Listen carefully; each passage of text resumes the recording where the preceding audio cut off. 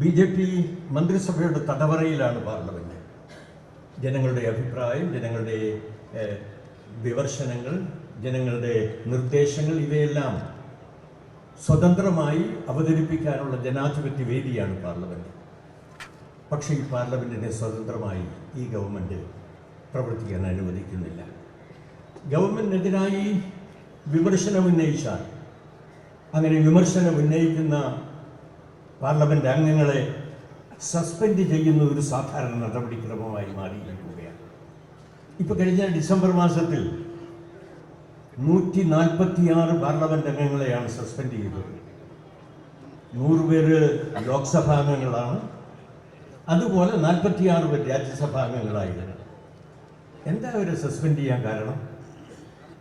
പാർലമെന്റിന്റെ സുരക്ഷ സംബന്ധിച്ചുള്ള ലംഘനങ്ങൾ ഉണ്ടായി. അതിനെ സംബന്ധിച്ചിടത്തോളം ഒരു സ്റ്റേറ്റ്മെന്റ് ആഭ്യന്തരമന്ത്രി പാർലമെന്റിൽ പുറപ്പെടുവിക്കണമെന്ന് ആവശ്യപ്പെട്ടു. ഇങ്ങനെ ഒരു ആവശ്യം ഉന്നയിച്ചതിനെതിരായിട്ടാണ്, ഗവൺമെന്റിന്റെ പരിശ്രമങ്ങളെ വിമർശിച്ചതിനാണ് 146 പാർലമെന്റ് അംഗങ്ങളെ ഈ ഭരണം സസ്പെൻഡ് ചെയ്തത്.